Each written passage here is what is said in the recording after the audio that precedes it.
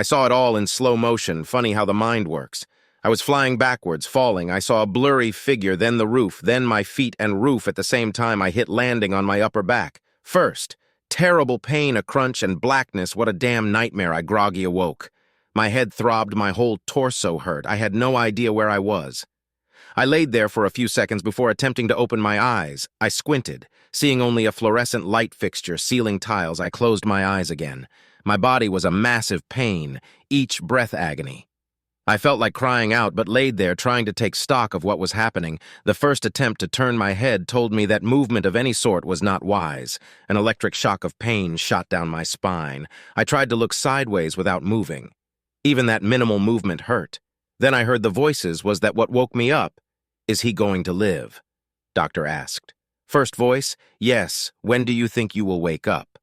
That is the question. He was showing signs of coming around earlier, then passed out again. We just need to be patient, said voice 2, who I assumed was the doctor. Heck, a lucky man if you consider what happened. The MRI showed no cranial bleeding, but there is already a little swelling. He's certainly concussed. We'll have to keep an eye on the possibility of his brain swelling further. His left arm is broken at one spot, both the radius and on, and at another, the humerus. From the way his back looks, he hit the stairs at shoulder blade level and slid the rest of the way. His back is badly bruised. His suit coat kept him from being scraped raw, but still probably a good thing he was tilted towards his left, or the gun he was carrying might have added to the damage. He might fracture his sacrum or his hip.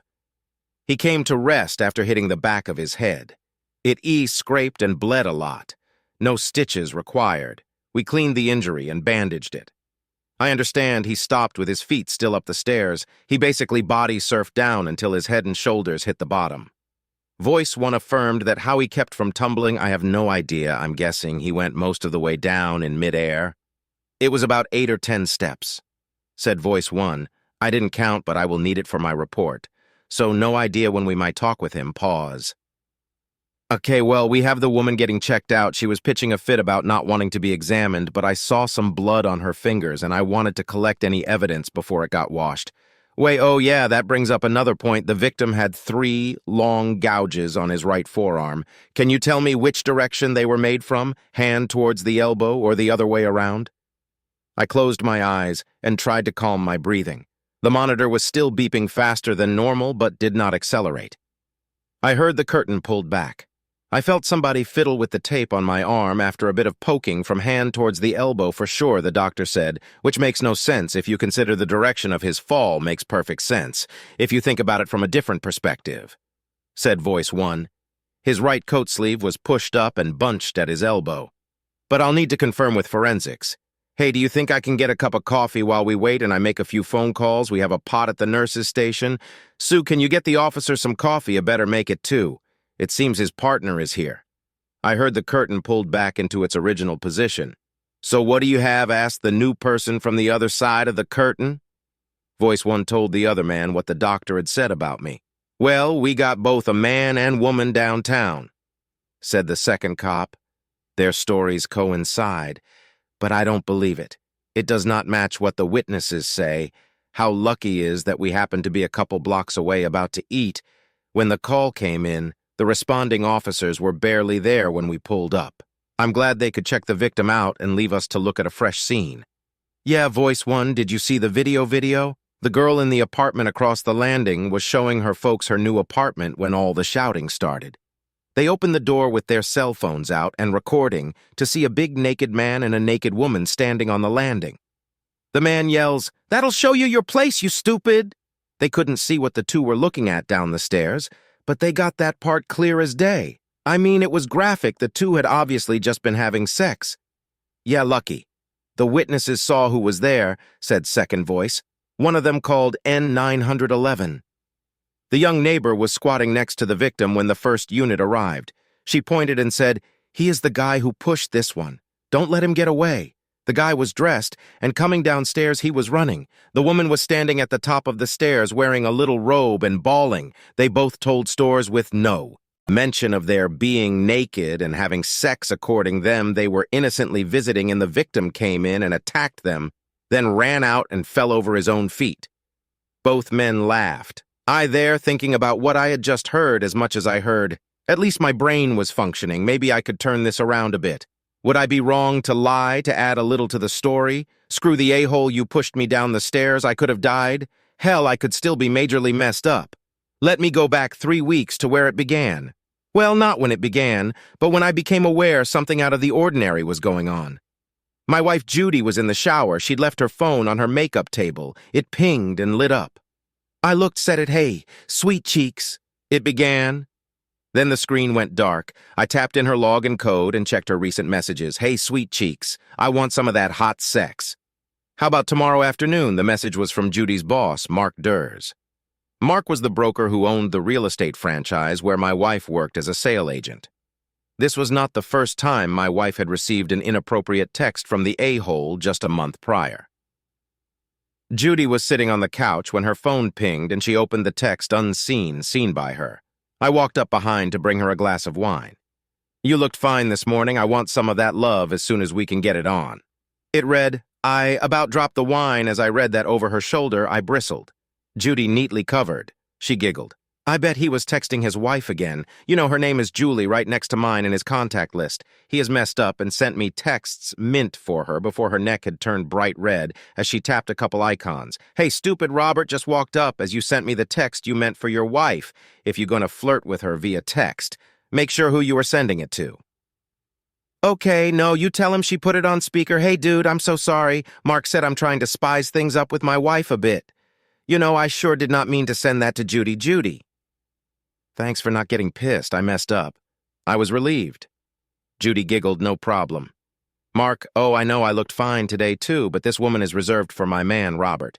She hung up and we laughed about it both in, and when we made love later that night, I'd all but forgotten the matter until now. If Mark had screwed up again, why was he texting his wife about tomorrow afternoon? Where was she tonight, I may be trusting, but I am not stupid. I realized my wife was cheating on me. I thought our relationship was solid, but apparently that was not the case. Judy and I met just a few months before we graduated college. Both business majors, we had seen each other over the years, sharing the occasional class, but had not interacted socially. I was the typical nerd type. She, the hot chick we clicked once we actually got to know each other. I was not socially inept, far from it. I'd have my share of girlfriends, but in my own social circle, I just was not the buff athletic dude you normally see with the hot chick. I stood all of 5'8" and might weigh 145 if I had rocks in my pockets, not bad-looking according to my sister and her friends, but just not a stud. Of course, my sister and her friends did not get to look inside my pants. I used that line once when my sister Becky told me I was not a stud in front of a couple of her friends. She was embarrassed as they laughed. I told them I packed every bit as much in my pants as those big boys they were so fond of admiring. They laughed, as did I. But I knew that what I had compared favorably from observations in gym locker rooms. My claims were validated one day when I overheard Judy tell Becky, "You and your friends tease your brother and he teases back, but let me tell you, he packs every bit as much as anybody I've ever seen." Becky and her friends sputtered in embarrassment. It was not a large meet. My wife was seeking money. We got by, but we're not rich. She made enough sales to pay her business expenses and have a little spending money, but she could not have supported herself on our commissions. I supported us with my sales rep job after graduation. I had decided to continue my education and add accounting to the mix. My goal was to get my CPA and NBA and set up my own office work, working full-time. That was a slow process to get there. I worked my butt off. My company sent me out of town to service a few distant accounts each week. I would see one client in Nesh in the afternoon, drive to Shreveport that night, and spend the night, see the client there the next morning, and drive home. I'd have the whole weekend to spend with my wife. Now that I was aware of a possible fox in the hen house, I began to pay attention. Mark and his wife were over a decade older, both about 40. They had twin boys finishing high school and a third of freshmen at the local university. Judy and I had barely even begun talking about raising little ones. I admittedly wanted some after 5 years together. For of them married, I was ready. We had been talking recently about her going off the pill and is working on getting her pregnant. She might have already stopped taking them now. Suddenly, I was glad we had waited. I realized I'd never have a child with Judy. I had looked forward to hot sex tonight. That was why she was in the shower getting freshened. She knew I'd start with oral. Well, her shower was wasted. I would not touch her at all. Not anymore. I'm not one of those guys who go for one final sex with a cheating witch. I went to our spare room where we kept the computer and began to surf for information. When she came in to find me a few minutes later, she looked and smelled good.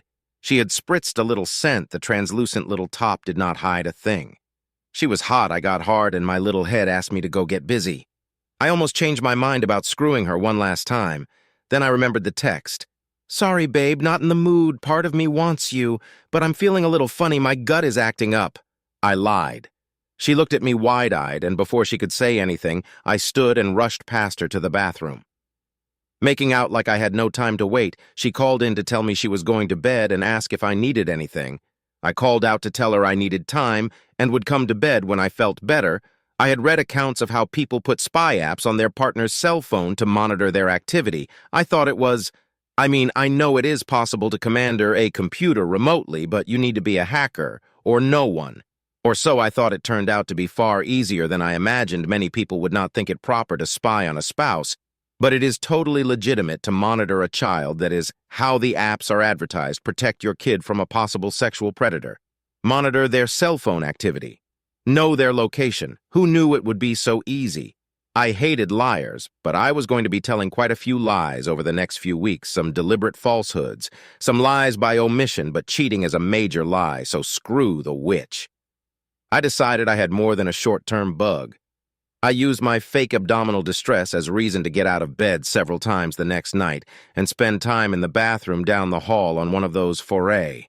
I took Judy's cell phone with me to install the spy app and download her text files. I was new to this sneaky peep business, but Judy is a fairly light sleeper, so I wanted her to ignore my being out of bed repeatedly. And for periods of time as I monitored her cell, I found that while Mark was a prolific salesman himself, he was even more of a horn dog. Real estate agents are in and out of the office frequently, so they could get away together without any of their co-workers noticing. And they did at least a couple times a week. They flirted by phone often, or the occasional text. I assumed the multiple calls were more flirting than business. I had been lucky to catch the text. I did. Phone conversations were far more graphic. I kept multiple copies of one such conversation because it went into detail and provided a lot of information about their relationship. I did not need it to divorce Judy, which I fully intended to do soon, but I wanted undeniable proof. She was a cheating witch. "Let's have sex at your apartment this Thursday when the cuck is out of town," Mark asked. "I love to bend you over the back of your couch and pound you from behind." "Look, quit calling Robert A. I've told you it's disrespectful," Judy said. Mark laughed and started to say something. "And I've told you before, Roberts is every bit as large as you, if not just a tad larger. You were just too rough." "I love that pounding, which is why I keep coming back to you. Robert likes to make love more, but sometimes I just want it rough. Yeah, you scream when I pound away." Mark chortled. "Should Julie used to love it too, but she says I get too wild, and she likes it better if she can get on top so she can control the action. I guess your boy just can't man up and take you like you want it."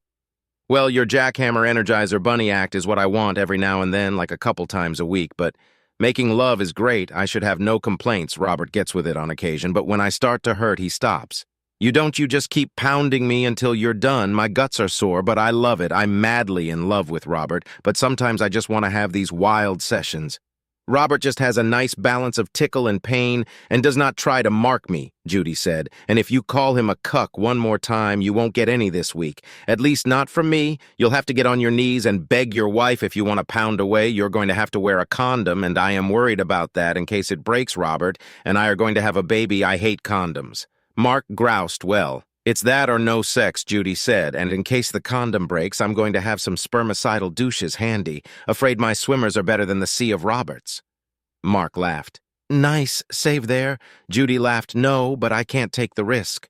Mark laughed. "Said all babies look alike. I've had 3, and they were all ugly at first, and he'd be stuck if his name is on the birth certificate. That'd be funny to have him raise my kid." "No, they don't. Babies are cute, and you need to remember he'd have a year to contest it," Judy said seriously. "And you can bet if you divorced me because you were the father, I come after you for child support. You want to take the risk, screw, that maybe I ought to get snipped." Mark said, "Julie certainly does not want more, and I don't want to give up that hot sex. You are a wild one, well snipped or not. Mark can have the 304. That conversation might not be admissible in court because at least one party has to be aware they are being recorded. It might even get me in trouble because of some civil rights violation, but I did not care. I wanted absolute proof Judy was cheating. I knew she would try to make me out the bad guy with friends and family. She claimed the affair was all my imagination. Or she only did it once or twice, how I was being unreasonable and not willing to forgive her a little indiscretion. Little indiscretion these 3 weeks while I got my duckies in a row was really dampening my former love for my wife. Once I knew for sure I started the process to get rid of her, the first thing I did was to pay off all our debts.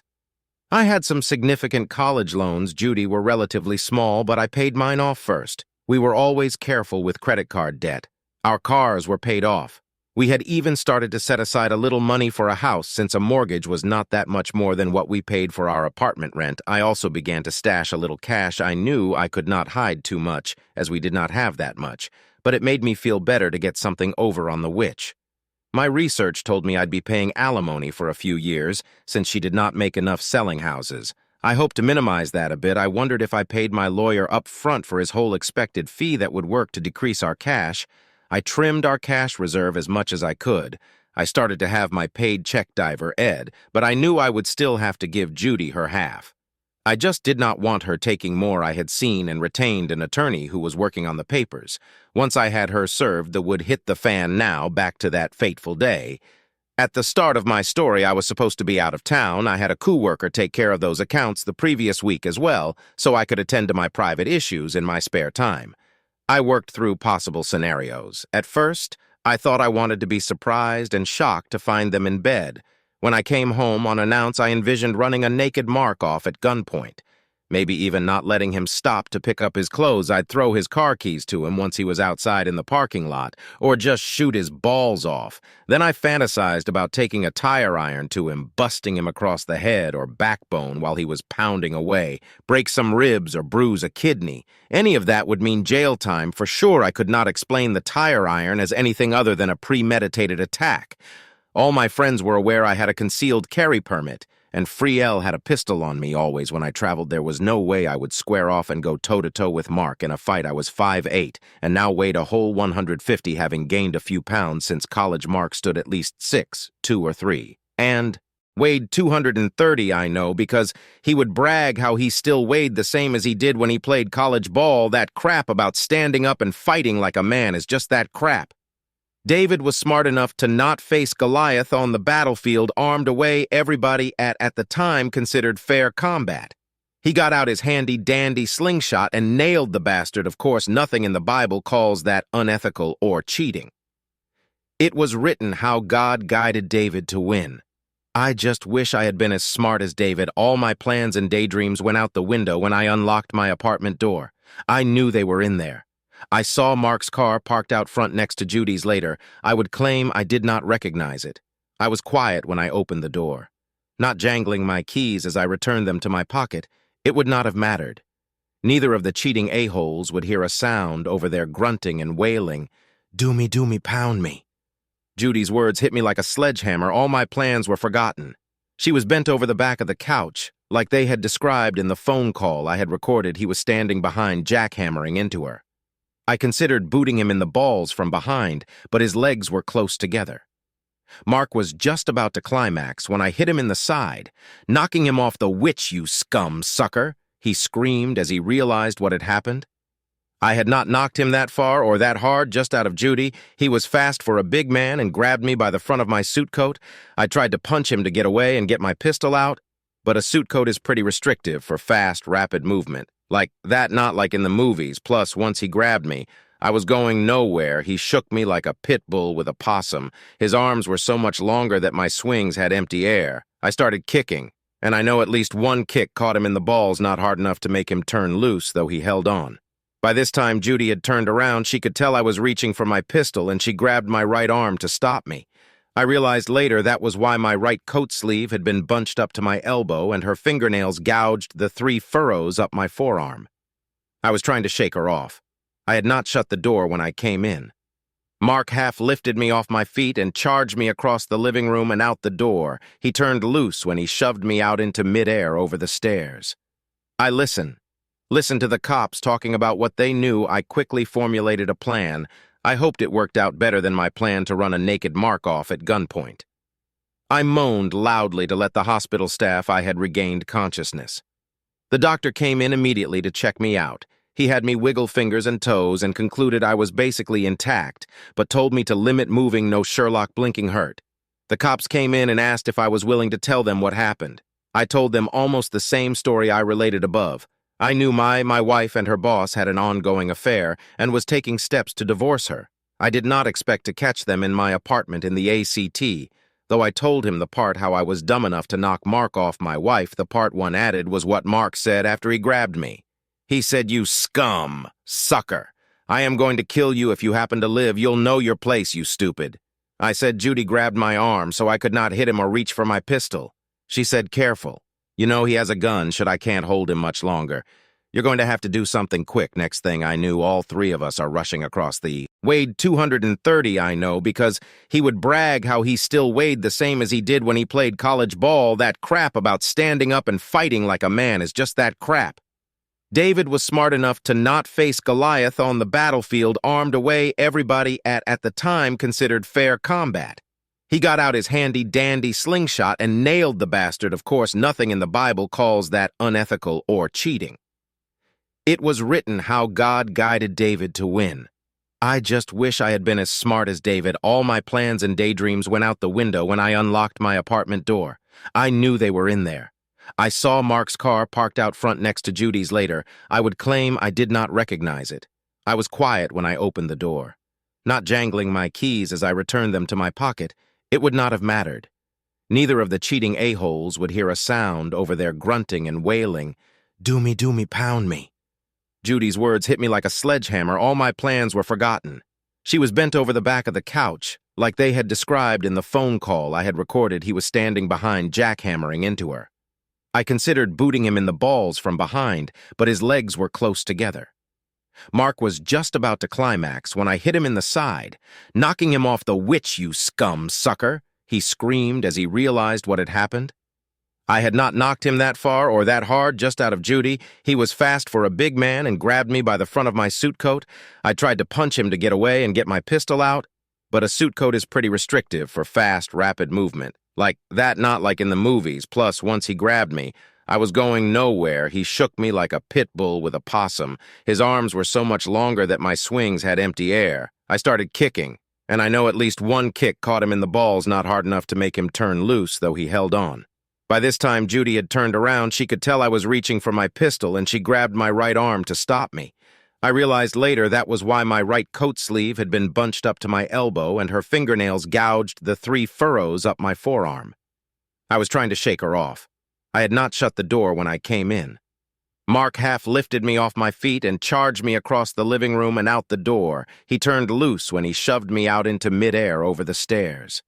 I listened to the cops talking about what they knew. I quickly formulated a plan. I hoped it worked out better than my plan to run a naked Mark off at gunpoint.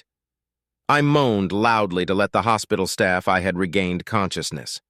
The doctor came in immediately to check me out.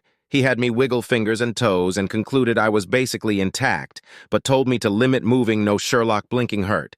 The cops came in and asked if I was willing to tell them what happened. I told them almost the same story I related above. I knew my wife and her boss had an ongoing affair and was taking steps to divorce her. I did not expect to catch them in my apartment in the ACT. Though I told him the part how I was dumb enough to knock Mark off my wife, the part one added was what Mark said after he grabbed me.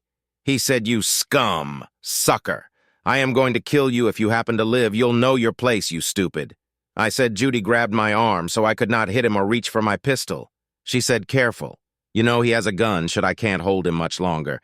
You're going to have to do something quick." Next thing I knew, all three of us are rushing across the living room and out the door. I'm not sure when Judy turned loose, but I was so far off balance, no way could I get my pistol.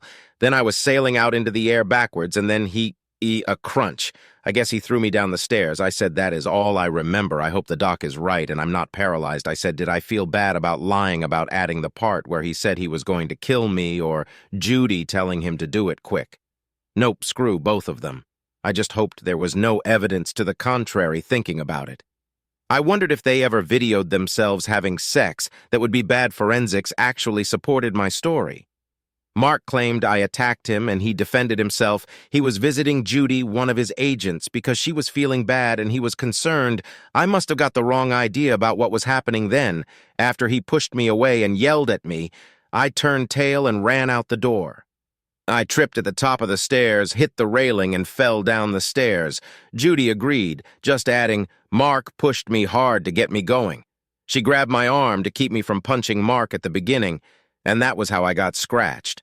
The investigators found my suit pants were spattered with Mark's semen, which proved I was very close to him. And there were several smears of semen and vaginal fluids on my right pants legs, which showed I had kicked him in the groin. I was facing him at the time, not running. They did not initially charge Mark with attempted murder, but did with assault. Mark posted bail. He did not have the full amount, of course, so he used a bail bondsman. The 10% charge would still cost him $5,000 out of pocket. I wondered if he felt the piece of bum he got worth it. I would not know about any of this for a while. Even my brothers conspired to not tell me everything they had heard until the doctors said I was out of the woods. They wanted me to remain calm shortly after I made my statement to the cops. I had an episode and passed out to me. I had just closed my eyes and no time had passed at all. I awoke in a semi-dark room. I laid there for a bit thinking about the conversation I was having with the cops. I had already decided how I was going to respond to my cheating wife and Mark if and when I saw them again. They were not only cheaters, but now they wanted me dead. I would treat them accordingly. Just before I passed out, I had planned to shoot Mark if he ever approached me. I'd claim I thought he was coming back to finish the job. Okay, so I like to fantasize about that is never going to happen. A nurse was in the room. I did not notice the other person until she stepped close. It was Judy. I began yelling, "Get her out. She tried to kill me. Get her out." One of my brothers rushed into to find out what was going on. Judy was shocked and began crying. "No, no, no," she wailed. "I did not hurt you. I love you. You helped the a-hole throw me down the stairs." I yelled. They ushered Judy out. She was bawling and protesting the whole way. Okay, so I was being a prick. I did sort of want to talk to her. I wanted to hear her explain how she wanted rough-pounding sex so bad she would go look for it somewhere instead of talking to me if she wanted rough role play. On occasion, I would have been happy to oblige, but I would never condone her cheating. The doctors kept me in the hospital under close observation for a whole week. Because of my concussion, they were afraid I'd be out somewhere and my brain would start swelling. My two brothers visited regularly and even camped out in my room the first couple days. They could barely believe what I said about Judy. Finally, I whispered to John that I exaggerated her role, helping the a-hole try to kill me. I can always back off that a bit later, I said, but for right now, I want the witch to suffer. She cheated. She destroyed our marriage and my trust. Tell Dave what I said. I'm paranoid about recordings, so will not say anything out loud here, JN. Thought that part funny the day I got out of the hospital. I told him the details of how I bugged Judy's phone. If you want, you can tell her I am hurt and angry, but I will talk to her when I am strong enough. Yeah, give the witch a little hope, I thought, like she gave me a little hope of a happy future before she trounced it. I was angry, but I loved the witch, which made the whole thing hurt even more. One of the visitors I allowed was Julie Mark's wife. She came to see me as soon as she heard I woke up, which was a day after the event. Of course, she heard parts of what had happened when charges are filed. The testimony and evidence is not publicized. She wanted to know why Mark had been arrested for my assault. As you can imagine, Mark had not been too open about the situation. He had given her the same line he had given the police.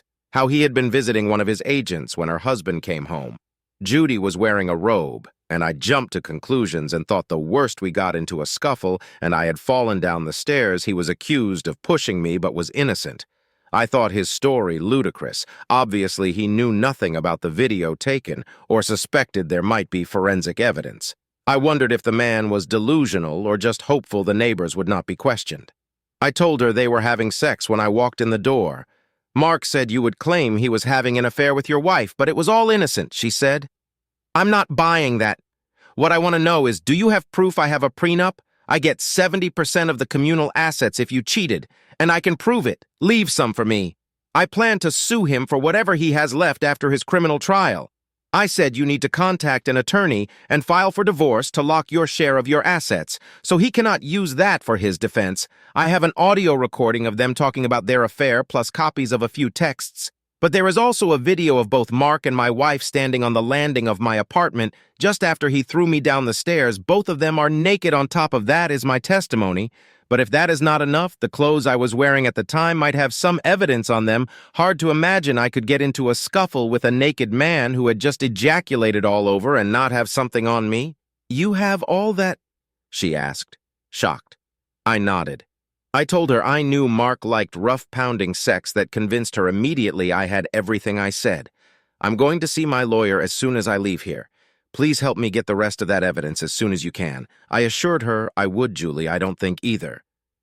Mark or Judy realized just how much evidence there is against them. They told a lie and are sticking to it. They told the cops I misjudged the situation and overreacted, and that is what got me hurt. I'll be willing to bet Mark is out there right now doing as much damage control as he can. He might be hiding money. But from what I understand, you can get that back. Hopefully you can fix it, so whatever he forfeits to the bail bondsman is taken out of his share and not yours. She gave me a hug and wished me well before she left. I had met her before when Mark had parties for his agents, like at Christmas and other holidays. She was nice. She did not deserve the storm coming her way. I didn't either. The day after I got out of the hospital, I was sitting at my family's fishing camp. I planned to take as much medical leave as I could, then I would burn my vacation time. My boss knew the situation and told me he was working on a way I could work remotely a couple hours a day as I recuperated and still draw my regular pay. I thought about how I lied and compounded their offense of cheating into a crime. Then I reconsidered. I did take a backwards tumble down a stairway. It was not due to my own clumsiness. I was pushed forcefully. Maybe Mark only wanted me out of the way so he could get his pants on without getting shot. But I really did not care. I was going for the jugular or his boss that morning. I was very, very busy. I canceled our credit card. I left Judy her half of the balance, which was not much since I had paid our debts. I had not wanted to tip my hand too early, so I waited. Now it was time to finish it. I might have to pay it later, but for now I could make things as uncomfortable for Judy as I could. The rent and utilities were all paid up, but I was not going to provide a penny for Judy to eat or for a drop of gas for her car, not until ordered to do so by the court. Julie, Mark's wife, had moved swiftly. Despite I thought he might try to hide money, he apparently thought his line of was enough, and he had nothing to fear. I was a jealous husband who let his imagination run away with him. She took her 70% of the available cash and had their investment accounts locked. But I wanted answers. I called Judy and told her where I was. She had called my brother several times while I was in the hospital begging for me to meet with her. I told her she could drive out that afternoon. I warned her she better come alone if she brought Mark so he could try to convince me to drop the charges or some such nonsense. I would drop him where he stood, but with a bullet. If I saw him, I would assume he was coming after me. I said this, almost hoping they were recording what I said. I wanted it on record. I was not going to risk another attack. It was a tearful meeting. I will admit, I hated losing the woman. I loved her, but not as much as before. I was sure she loved me, but not enough to not cheat. Crossing the gap between fidelity and being loyal, she missed that boat. "I am so glad you let me come out so we can talk," she said as she parked. "You know, I was not helping Mark try to kill you," she began. I shrugged. I invited her inside. I claimed I was feeling weak and needed to sit, and asked her to get us drinks. Of course, she knew the house well, having been there many times. As I listened to her get the beers out of the fridge, I went to the living room, a small area that served as the communal gathering area that adjoined the kitchen and served as dual purpose. I tapped the icons on my laptop and cell phone to begin the video recordings. Both were focused on the chair where I intended her to sit. I sat down and waited. "I'm wondering if you were trying to get me to say something on a recording," I began. She assured me she had not. "My cell phone is in my purse, and to prove I have nothing on me." Without another word, she stripped naked to my total astonishment. "Want to stick a finger up me to do a cavity search to show I don't have bug hidden up there?" she asked, moving her hips. She was smiling now. This was a kinky game in her mind, and she was all for it. I would have been too if she had not been screwing her boss. I told her she might want to get dressed while we talked. Screw that, she declared. "I'll stay naked. You might need to give me a towel so I don't leave a snail trail on the chair. Are you sure you don't want to feel me up in case I have a recorder hidden up there?" she asked, grinning. "Please do it. Use a couple fingers and take your time feeling around." She was not being sarcastic. I could tell she honestly wanted to play the woman was hot. She was fully aware of the effect she had on me. I knew she was playing me. She had an agenda. Where do you want to start? She asked. Let's start with why. No, not why you decided to cheat. I want to know why you were willing to help that son of a witch kill me. I spat. I sucked in my breath, trying to control myself. I wasn't trying to help him, Judy said tearfully. I was trying to help myself. I had no idea he was going to do that. I wanted to stop you from shooting him even when he pushed you outside. I thought he was going to close the door and we'd get dressed, then we could deal with the problem, but then he threw me down the stairs. I finished for her. She nodded, and you went inside and concocted a story to cover for him. You lied to protect the man who tried to kill me. She looked at me, her facial expression a combination of horror and guilt. She nodded again. Yes, I thought I was afraid you were dead. She said he pushed you so hard you just flew out into the air. I looked down, and you were not moving. Your eyes were not even closed. I was terrified you did not even check on me. The police told me when they arrived Cheryl from next door was kneeling next to me, but you were up on the landing in a robe, just crying. I said you went inside, the a-hole got dressed, and you put on a robe. I guess you made up a quick story about how I came home to find you in a robe with your boss. He had just come over to check on you because you called and sick. I got the wrong impression and attacked him. He defended himself, and when he came at me, I ran like a chicken, tripped and fell down the stairs, all in accident. I scrawled no mention of how I found you guys having sex. I did not describe it that way. Judy said. Then she paused. How do you know that what we said? Because the cops interrogated me. I said two people told one story. I told another I had a head injury, so they wanted to make sure I could not have misinterpreted. Things I noticed they just charged Mark with assault. Not attempted murder yet. I thought, tell me why you lied your BMA for the son of a witch, helping get him get off. I was scared. Judy declared, I'm sorry, I did not know if you were even alive. Mark told me that if you had a head injury and were still alive, you might not even remember how you got hurt. We heard the sirens, and I did not have time to go get dressed. I just had my little rope. We made up a quick story and went out. Mark thought he might get away if he did. I was going to say it was you, and I having an argument and you tripped. There were so many holes in her story. I did not even mention Cheryl from next door, and her parents were at least WI is to her and Mark standing nude on the landing. If not the actual assault, you were willing to go that far to cover for his butt. I asked aghast. She nodded. He said he'd make it up to me. But if the truth came out, he would lose everything, and we'd both go to jail, him for throwing you down the stairs, and me for helping cover. Judy sobbed. If you were alive, it would be your word against ours. We were doing anything. So we had to keep up the lie even after we found out you'd be okay. Mark kept saying maybe you'd have amnesia. You remember everything, don't you? Every detail. I said you were talking about him losing most of his money because of the prenup with his wife, aren't you? You know, I already told her what I saw. She needs proof to invoke the prenup. Your word is not enough. Judy said Mark asked me to tell you he will pay you off if you change your story about him pushing you down the stairs deliberately and about us having sex. He will give us $50,000, $25,000 each. We can use it for counseling. I'll quit my job and we can get back together. I had not expected this. I know I must have had an incredulous look on my face. I spat. Do you really think I would ever cover for him? Plus, there's no way he can get that kind of money without his wife finding it. You got to know she is checking their financials. He won't be able to buy a candy bar without her knowing he already has it in a secret account. Judy said he has been hiding money in an offshore account for years, Royal Bank and GR Cayman.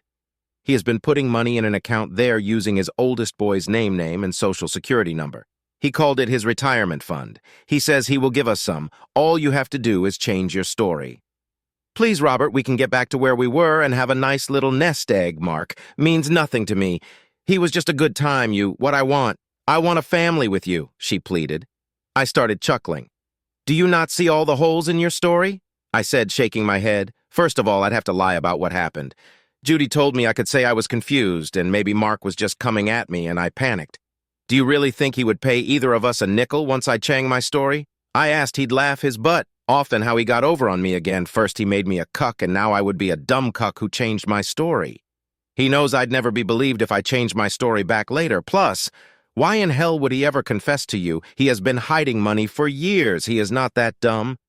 I said he knows you gullible and hopes I am too. If it were true, he'd keep it a total secret and not even tell his own mother. Judy looked at me like the lights were coming on, then she shook her head. I'm sure we can trust him.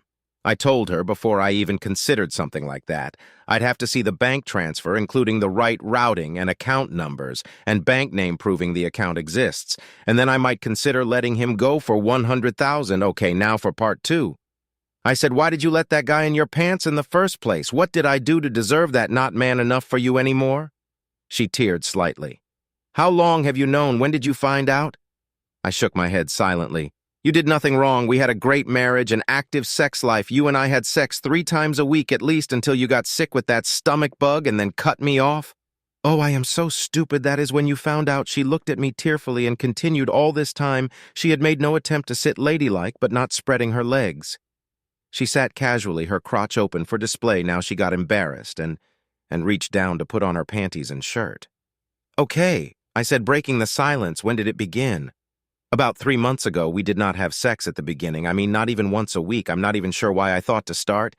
I mean, we had no problems. Sure, Mark flirted. He flirts with everybody. Hell, he'd flirt with you, only he would call it getting friendly and establishing a rapport. I really can't say when that turned sexual. Well, that is not right. A lot of what Mark said had a sexual context.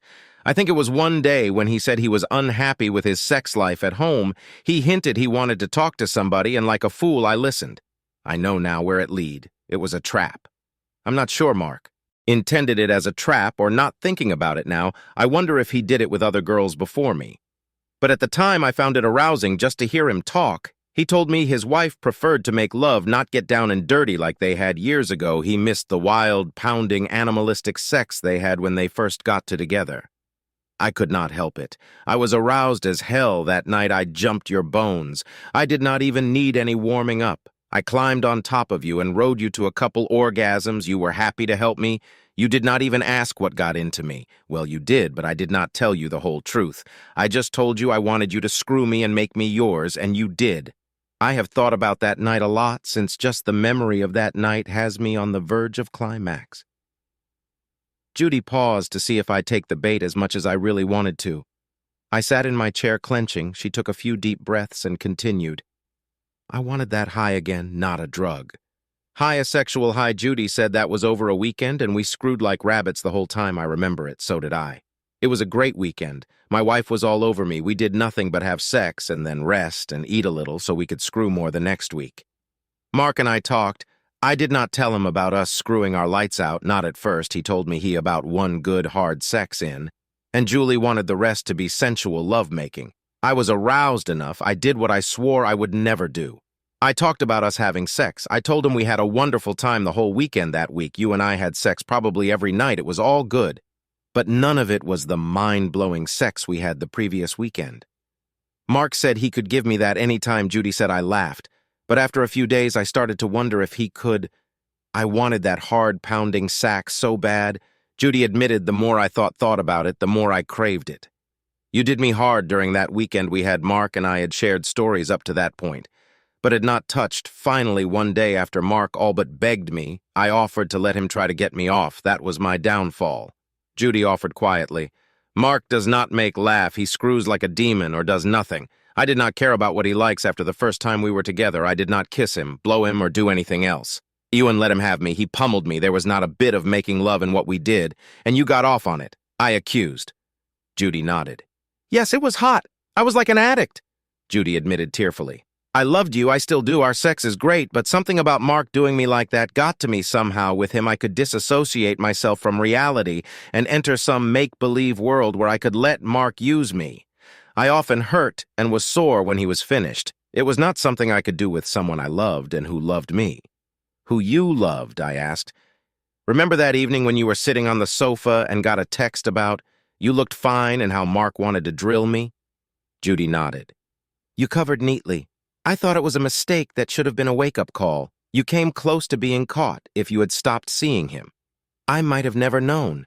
I might have been the oblivious cuck. Mark said I was. She bristled and said she hates that word, but you like the idea. You love cheating on me because you kept doing it despite the risk. You deliberately kept cheating until I caught you. She shook her head in denial. Well, I hope you have fun with him, I said quietly. Get dressed and leave. Our time is up. She looked shocked. I would send her away so abruptly. Can't you claim me? Make me yours again? She asked plaintively. Bend me over and do me hard until I cry and beg you to stop. Just please don't send me away, she begged. I bent down and picked up her discarded pants and handed them to her. There is nothing to reclaim. You gave yourself to the a-hole.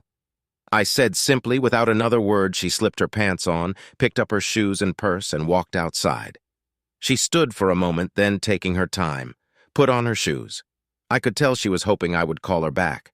I'm so sorry, Robert, she said, before she got into her car and drove away. I turned off the cell phone and laptop recordings and made a copy of each, then sent the files. To the cloud for safekeeping. I pulled a card out of my wallet when the call was answered. I said, Sergeant Burgone, this is Robert LeBlanc, the guy who got thrown down the stairs last week. I have a video you might find very interesting. While I was making copies of the video, my phone alerted me. Judy was making a phone call. I was busy and did not listen at the time. The call was automatically recorded. I'm just driving home from meeting with Robert. Judy said there is nothing wrong with his memory. He remembers every detail of what happened. Even details I had forgot. I'm glad you did not go with me like you wanted. I'm sure he would have shot you on the spot. He not taking chances. It was not a good idea for me to even think about recording the conversation either. I'm glad I didn't try like you wanted. He called me on it right away. I stripped naked to show him I did not have a bug planted on me. I could not believe it. I sat there stark naked, and other than looking me over a few times, he ignored my body. He is that pissed. I even begged him to take me to bed and reclaim me. What a fool Mark scoffed he is. A full cuck, not even willing to try to reclaim his wife. Too much a chicken for even a revenge sex. The good thing is he has no actual proof. We are screwing. His claims aren't worth. We're screwing, corrected Judy. Yeah, we going to have to cool it for now. I'm sure my wife has somebody following me. She needs proof to clean me out in a divorce. The kids are damn near grown, but she'd get 70% of everything we have. Even the business plus support her father made us get the prenup before he'd finance us going into business. This might be the end of our marriage anyway, just based on what the cuck told her, but I could get by with a 50-50 split and no alimony. I'd have to give her the house, but I'd at least keep the brokerage. I could still earn a living. You know, I don't make enough to support myself if Robert divorces me. Judy said, even with some alimony, I just hope he gets over it. I'm willing to do anything to keep him counseling, wear a chastity belt. Post-nuptial agreement, whatever it takes. Why, screw the cuck. Mark scoffed. I'll send some sales your way to keep you afloat. We'd have to keep it quiet, though, so we don't piss off the other agents. You'll just have to give up that sex like you have been doing. Maybe throw in that sex every now and then for a little extra, but not now. Not until I in the clear with Julie. The first thing to worry about is, I gotta get out from under this assault charge. What did the cuck say about taking the money to say he tripped? He said no way he might go for $100K, but he'd need to see the transfer, including routing number and all. First, he believes you're lying about the account and says you wouldn't pay off anyway. Judy said, well, he's probably right there. If he was stupid enough to go contradict his statement and came to me with his hand out, I might spit in it. Mark laughed. I might get the cash and give him $25 up front. I'd record it, though, then accuse him of blackmailing me if he asked for more 100 screw that I could have him killed for a whole lot less. If you say anything like that again, I'll confess to the cops myself, Judy said, and just in case you have those same ideas about getting rid of me, I'm going to make a video confession and give it to a few people for safekeeping. I'll tell you right now, if Robert so much as gets dizzy and falls off his dock on his own and drowns, I'm going to turn you in. You will not threaten him again. Hey, Mark, backpedal. Quickly, I was just spouting off. I'd never do something like that. I don't think Judy was gullible enough to believe him. I was going to be on my toes. I made a recording of that conversation as well. I had an appointment with Burren later. He came out to the camp since it was not far out of town. I began to wonder if maybe Mark really did have a secret account, but why in the world would he tell anybody? Maybe he just opened his mouth and revealed it to Judy without thinking like he did about having me killed. Bergen was impressed with the video of my conversation with Judy. I could see he was impressed with her body. Although he did not comment about that, he would take it to the associate district attorney who was working the case. This is icing on the cake. We got back the initial forensic results. You had spatters of semen on your pants and a smear of semen and vaginal secretion on your right leg. We'll have to compare that with their DNA before the trial, of course. But who else would it be? We also checked out the sofa and the carpet where you said they had sex. Sure enough, matching spatters, even a few towards the door. I guess, as you two scuffled, he dripped a bit, and as he struggled with you, it spread. The good thing is it shows you got into it with him a full 12 feet from the door, that plus the 3 feet from there to the top of the stairs, further supports your story. I'm sure we will be upgrading the charges against him to attempted murder. Your wife might get charged as well. I'm not sure if they will call her just complicit or an active participant. That is up to the DA. Your skin and blood were under her fingernails, so she definitely grabbed you. Her statement she was trying to keep you from pulling your pistol could be used either way by a good attorney. I asked him how if I was being attacked, I had the right to defend myself. Sometimes a good lawyer makes a situation sound different than it really was. For example, while Damers grabbed you. He was not beating on you. He is a big man who likely would have beat you to a pulp but had no weapon. You could not know he might throw you down the stairs. His saying he was going to kill you would make you think your life was in danger. Of course he is going to deny. He said anything like that? It comes down to the jury in those cases, but since you didn't shoot him, the part does not matter. I'm sure he cannot say he was afraid for his life because you had a gun and threw you down the stairs to defend himself. But don't be surprised if his lawyer tries something like that. I've seen some wild attempted to cast out. I got a call from my father-in-law that evening. He had heard I had been hurt, but had been released from the hospital. He apologized for not coming to the hospital while I was there.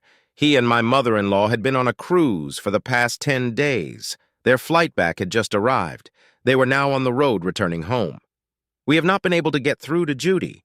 We had 3 messages when we turned our phones back on the first, saying you had fallen down the stairs, and you might die. One later saying you would be okay, and the last one saying you had been discharged from the hospital. You were doing okay. Right, Bill, I hate you to hear it this way, but those messages do not tell you the whole story. I said I liked the man. Both he and his wife had been good to me. I did not fall down the stairs. I was pushed, virtually thrown. Judy's boss tried to kill me. I caught them having sex in my living room. It is going to be a mess. To say he was shocked would be an understatement. I heard him relate what I'd said to Sandy, my mother-in-law. I could hear her wail look. You need to have a talk with Judy and hear her side. Needless to say, I am not at home. A few moments later, we hung up. I needed to get the ball rolling. I called my attorney first thing the next morning to check on the status of the divorce paperwork. The papers were ready to serve Judy. He only needed to know where she was. The process server had called the real estate office and checked my apartment, and Judy was at neither place. Bergen called to say they had arrested both Mark and Judy as soon as they got to work this morning. He had taken the audio and video files I provided to the associate district attorney the night before. The DA had apparently stayed late and got all the charges filed. The assistant DA wanted to see me in his office. I wondered why Mergeron went with me. It turned out he wanted to caution me about my talking about the bribe to change my story. He said it could be construed I was willing if the price was right. I assured him Danvers did not have near enough money to buy me off or get me to settle. I wanted the bank information so I could pass it along to Julie Danvers. I told him I had already called Julie to tell her about the alleged secret account, and she was going to have her lawyer look into it. That satisfied him, but he still had me write a statement to that effect. Look best to leave the investigating to others. You don't want to get into trouble. We can't use the audio recordings we can't even use illegally. Obtained information to further an investigation. It is called Fruit of the Poisonous Tree, but you got a lot of good stuff on video, and that is legal because you in it. Mark Danver was charged with attempted murder. Judy was charged as an accomplice after the act. The DA did not think they could get charges of assault to stick in her case, but he did not want to let her get away scot-free either. With a complice after the fact charges, she could get no more than a $500 fine and up 5 years in jail. I thought that was ludicrous. 500 versus 5 years? Bergen laughed and said the law is screwy. Sometimes Daners would likely go down. The DA suggested he'd be lenient on Judy if she testified against Mark. That seemed like all the satisfaction I'd get, at least. Judy would not get off completely. I really hated to see her get burned too bad. No matter how much I hated what she had done to me. I called my lawyer to tell him where she was. She would be served when she got released. My brother John went with me to get the rest of my clothes out of the apartment. My clothes, my desktop computer, and a few pistols I had locked in the safe was about all I wanted out of the house. I looked around. Everything else would remind me too much of Judy and the life we had built together, as short as it was. We were almost finished packing the last bit when Sandy Judy's mother drove up. We were stacking the boxes on the landing, crying. She grabbed me in a big hug. I cannot believe my daughter would throw away what she had for a little sex with somebody else. She bemoaned tearfully. Do you think there is any way possible you could work through this before I could react? She continued. I'm not talking. Forgive her. Especially not right away. I mean, after a lot of counseling just before Bill and I left on our cruise, Judy had said you guys were going to start working on getting her pregnant. We were so looking forward to that. I looked over at Rachel, Judy's 22-year-old sister. She had come with her mother to get some of Judy's things. She was shaking her head. I can't tell you how much this tears me up. I confessed I have video and audio that shows just how bad it was. Judy has no idea I have any of this. Both her and her boyfriend think it is my word against theirs. You have proof? Sandy asked, surprised. Judy made it sound like the affair was just a little fling. She regretted it, of course, but you were totally unforgiving. This was not a little fling. It went on for months. No, what I have is damning. I said some of it is pretty bad. Nudity, bad language. The works, I don't think you should see it. Screw that, Robert Sandy said vehemently. I'm a big girl. You always were polite. You stifled cursing in front of Bill and me. I probably use worse language than you do, and I know what a naked person having sex looks like, so does Bill. I want to see and hear whatever you have, all of it. I am guessing from the way you are acting. The files will show my daughter a complete 304. It's bad, isn't it? I nodded. I started out not wanting Judy to be able to claim I was a playing jackass who could not forgive a little indiscretion that went south quick. It is bad. I really do not want to hurt you. I said I told you. I want to see what you have. Sandy declared, cheating pisses me off. I don't care if it was you who did it or Judy. I had plenty of chances to screw around on Bill over the years. Some of the offers might have rocked my boat. I'm sure I never did. I agreed to give her the audio portion of my meeting with Judy and the other audio files. Judy is going to need your support. I said she's in for a rough legal battle. Sandy nodded. Weck support her. But that does not mean we'll condone what she did. Sandy said I told them I was moving out and Judy could stay, but Sandy said Judy would live with them for the time being. At Rachel's insistence, she went to pack some of Judy's clothes. Damn, this is some Rachel offered. I agreed no, only part of it. I was 17 when you and Judy got together. I was dating a guy on the football team, not having sex, just going out. Mom made a big issue how Judy hit the mother load. She found a great guy who would stick by her forever, somebody like Dad. You weren't big and handsome, but decent looking and sexy in your own way. Somebody a girl could count on to love her, smart and loyal. I laughed. You are making me sound like a border collie, Aol, Rachel said, grinning. You know what I mean? I gotta know you. I envied my sister. I dated guys and looked for somebody like she had never found one. Rachel grabbed me in an embrace. I'm just going to say it. If my sister is so dumb she'd give you up, I want you. I've loved you for a long time. I just want you to know I'm here. I really did not know how to react. I knew none of this was good. I hugged Rachel and told her I appreciated her love. She smiled and planted a lip lock on me that gave me a hard on. All three of the women in Judy's family had that effect on me. I told Rachel that Judy did not really have to move out of the apartment. I would be living at my family's fish camp outside of town. Rachel shook her head. Mama has pissed. Judy screwed up a good thing. She wants her back at home where she can tell her how she messed up. And I think to keep an eye on her, I offered Judy could live with me if she had to, and Mom shut that down. Rachel said I'm just graduating and Mom does not want me saddled with Judy. Mom says I need to seek my own life and live with the decisions I make on the way over. She repeated that same thing 100 times.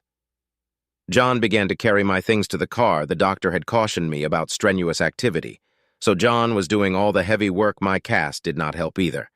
I have your phone number. I know where your fish camp is. Get ready for me, Rachel said with a grin. She leaned forward and whispered, she hoped I might be ready for some exertion soon. Hey, guy, I heard from behind me. It was Cheryl, the woman from across the landing. I see you are up and at M. Then she looked at the boxes on the landing. I hope you aren't trying to carry any of those. You know you are not supposed to do any lifting. You suffered a pretty good concussion. You don't need to aggravate that. How did you know how bad I was hurt and what my doctor orders were? I asked. I do want to thank you for helping me out when I got hurt. I heard you were right there checking me out. Cheryl pulled at name tag on her scrub top. I work in critical care in the hallway right around the corner from where you were. I do mainly cardiac instead of neuro. Greta, the nurse taking care of you most of the time, was my roommate in nursing school. I kept tabs on you. I said the doctor said I only had a little swelling. Yeah, that's like saying you had a little heart attack or are a little pregnant. Cheryl laugh. I looked at your chart, and we nurses share information on the unit. You had a significant injury. You need to take it easy just because they say 7 to 10 days. My advice is to make that a minimum. I knew she was a nurse, but not the details. Judy and I had invited her over a few times. She had shared snippets of her personal life. I liked her. I told her my brother was doing all the carrying and loading. I only packed my clothes. I thanked her again for saving my life. She snorted. I was scared shitless, to be truthful. I don't do neuro, but I was trained. I was afraid you had broken your neck. Cervical breaks can stop respiration if you quit breathing. I'd have a hell of a time doing CPR in the position you were in.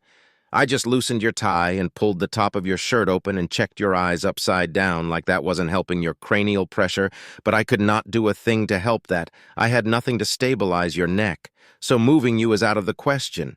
I was glad you didn't start to wake up and move around, but the ambulance arrived pretty quick. Do you still have the video you took? I asked. She said her mother had taken all the pictures and video, but she had copies. She asked for my phone number so she could forward it all. I watched the video. Rachel looked at it as well. There is no doubt what they were doing. Judy is going to piss her panties when I tell her about seeing her fresh drilled look. Rachel giggled. Cheryl said, I'm guessing you were Judy's sister. You look like her. We stood there for a minute, then Cheryl gave me a hug, whispering in my ear, you have my number now. Call me when you want to talk to somebody out loud. She said, take care of yourself. Robert, do everything slow and easy, no exertion. She turned and went to her apartment. I was not sure if she put a little extra wiggle into her step or if it was just my imagination. JN was amused as we drove away. Your mother-in-law would jump your bones in a heartbeat if she was single. She is one classy lady, but she loves her husband and won't cheat. I looked over at him. Judy's sister wants you too. Now she jump into your bed quick. All you gotta do is let her... I shook my head, plus that neighbor, the nurse, she wants you too. You think I wasn't listening? Yeah, kind of screwed up. But you have options, little brother. He laughed halfway to the fish camp. I wanted the divorce to be as easy as possible. I wanted to get it done quickly. I had my lawyer offer Judy I would pay half her rent and utilities if she stayed in the apartment alone. I'd even pay half her grocery bill. As long as it was food bought for her alone and not takeout or at a restaurant, I'd even keep her on my cell phone plan. I offered this support for 2 years, saying she could use the time to get on her feet. Judy's lawyer quickly computed this was far more in her favor than the percentage of my income the law specified. I knew he told her how restrictive it would be, but she accepted my terms and signed. Of course, Judy had bigger things to worry about than our impending divorce. She had been accused of being an accomplice after the fact for helping Mark attempt murder. She got released on her own recognizance. She had not been not charged the first time, only questioned Mark DeVere. Did not fare so well. The charge of attempted murder called for another bail to be set and a percentage paid. Mark only had a little cash available. Julie had taken her 70% of their cash and sealed their investment accounts. He could not touch any of that money. He did not have the $10,000 to pay the bondsman fee. His lawyer was trying to get him a signature loan, apparently. Having the community assets locked in a divorce made it difficult to use as collateral. I laughed, imagining him stewing in a jail cell. Mark considered himself a mover and a shaker. Now he was being moved and shaken. Julie was as vindictive as me. I had told her about the alleged secret account in the Caribbean under her son's name. She said she would check it out. To my surprise, the secret account really did exist.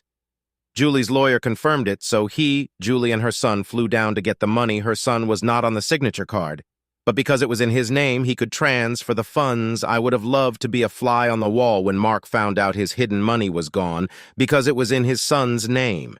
It was not part of the community property. To make things worse for poor Mark, he would soon be facing problems with the IRS. He did not follow proper procedure for gifting minors, however it worked out, and whoever paid the taxes, Mark would never get a penny. I loved it. Julie told me later her son split the money evenly with his 2 siblings funding their college funds as well. The Damers boys were honest, at least with each other. Justice is slow. My divorce with Judy was over months before her criminal trial. Her trial was linked with Mark. She was accused of helping him hide his part in my attack. Julie had seen to it his resources were limited. He still had his 30% of their community assets, but that was not much. His real estate agents were ready to quit on him because of his ruined reputation. Julie got Mark to agree to sign off and sell the franchise. She could have forced the issue, but in signing expedited things as part of that agreement, he gave up the ride to start another brokerage within 50 miles. For 5 years, I loved it. He needed the money for his defense, so he agreed while we waited for the criminal trial. I propositioned Julie for a little roll in the hay. Her initial response was to call me a sick mother. Then a few seconds later, she grinned and said, "You really want to stick it to them, don't you?" We laughed about staging a fake video, but then she said if she did anything at all, she'd go for the whole enchilada. In the end, we decided against it, the week before he would get the money to make bail. She went to visit him. I went with her. We talked through a plexiglass window. He asked why I was there, and Julie said because I deserved to be. She winked at Mark and grinned. I held my index and middle finger over my mouth and flicked my tongue. Then suddenly I pushed my index finger through the circle made by my other index finger and thumb. Mark glared and turned red. He paused a few seconds before he reacted. I thought he'd get angry, but I was astonished by his actions. He went a pit. I found out later there are many rules when in lockup. One of the main ones was about losing one's temper. Mark picked up his chair and swung it repeatedly against the plexiglass window. He was immediately, and I'm sure painfully, subdued. I heard later he was put into segregation for weeks.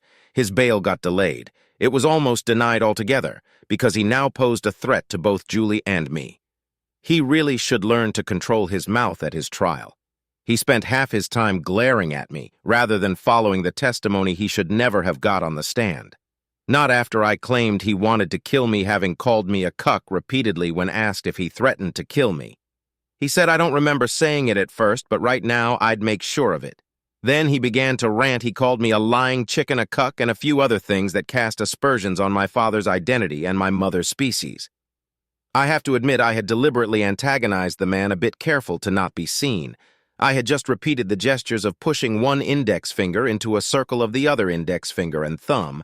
I had held my index and middle finger in a V and flicked my tongue between just a few seconds before I did it subtly, so nobody else noticed. The man was now livid despite being carefully reserved. A few minutes before his lawyer looked stricken, the forensics bore out the fact he had indeed attacked me and moved me some 15 feet to the top of the stairs, where he threw me to my death, now saying he would kill me if he did not help his case.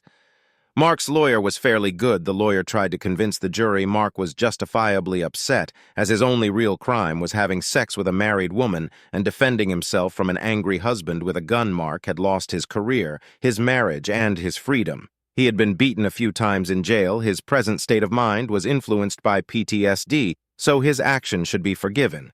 The lawyer managed to cast enough doubt. Mark only got sentenced to 10 years in jail rather than a possible 15. Even after he got angry at me in court, Judy was called back to the stand to repeat her testimony. She never heard Mark threaten to kill me in the apartment, but on cross by the DA, she admitted he had said he might hire somebody to kill me. She was very upset at Mark's violent rant in the courtroom. She had said earlier that it was Mark who had originally concocted the story, how he was merely visiting her. And I overreacted, then ran. When Mark stood up to confront me, she admitted the fall was not accidental, but a very deliberate action on Mark's part at her own trial. She repeated that testimony, saying she was terrified at the time, and thinking I was dead, she agreed to report Mark Lice. She was sentenced to a year in the parish jail that the DA suggested be suspended. The judge disagreed and wanted her to serve 3 months at least, considering her original false statement to the police. Judy came to see me when she got out. She wanted to apologize for cheating on me. We had not talked in private since the day we talked at the fish camp. I also want to thank you for not spreading the video you took when we talked. It was bad enough you gave Mom the audio portion. I was a 304 to strip and beg like that. But I wanted to be your 304. Mom gave me a little crap about that, but she really read me the riot act for cheating on you and destroying our marriage. It was bad enough just knowing what I did, but she saw the video Cheryl's mom took. She told me if you weren't such a gentleman, you'd have let everybody see me naked and freshly screwed, disgracing the whole family, as I knew she would. She asked, is there any way we can get back together? I was hoping with counseling or a postnup. Well, it would be a prenup. Now I shook my head, saying a prenup did not stop Mark. I'm not Mark. I got stupid. I should have talked to you. Can we stay friends? I mean, we'll need to if you date my sister. Rachel told me she wants to get with you someday. I told her I had written that off as well. Judy left after wishing me well and saying she hopes I will forgive her someday. While I liked Rachel and the whole family, there was no way it would work. It would only cause friction in the family sooner or later, and while I was still hurted her disrespect, I did not want her family damaged. I wonder how Mark is dealing with life in jail. I laughed at that thought. I bet he got into a fight or two. I'm trying to find out how he is doing. Julie says she is going to go visit with her boys. 2 are under 18, so she has to go along. She wants to ask him if he is giving BJs to fellow inmates when the boys can't. I did hear about Mark. A few months later, he got moved to a new unit after being in segregation. I had no idea what he did, but they apparently did not take kindly to his attitude. He was found unconscious in a corner of the shower room. He had obviously been kicked repeatedly in the groin. He had most of his toiletries pushed up his rectum. A full bar of soap went first, followed by his toothbrush and tube of toothpaste. Once those items had been removed, it became apparent he had been sodomized first. I sent him a smiley face greeting card. If you think I paid someone to do it, well, you are absolutely right. Throughout my court hearings, I did make some friends who had friends in the jail administration, who had friends behind the bars, who really needed ET money. Although she called me several times trying to get me to change my mind, I never did date Rachel, Judy's sister. She argued her parents thought it would not be a problem, and Judy was on board with us getting together, but I knew it would eventually cause friction. I broke off all contact, although I did see one of them around town on occasion. Judy moved to Shreveport and got a job as a sales rep for a small manufacturing company. I imagine a woman as hot as her had an active sex life. I also had an active sex life with accounts administrator Cheryl and I dated, and then she moved in with me. A year later, we got married and immediately decided to have a baby. Good communication is a big issue with us, and she shares my thoughts of fidelity. I know someday I'm going to have to be careful when Mark gets out of prison. I half hope he gets shift. Maybe I need to spend some more cigarette money, okay? I'm still a bit of a prick, but only to those who try to hurt me.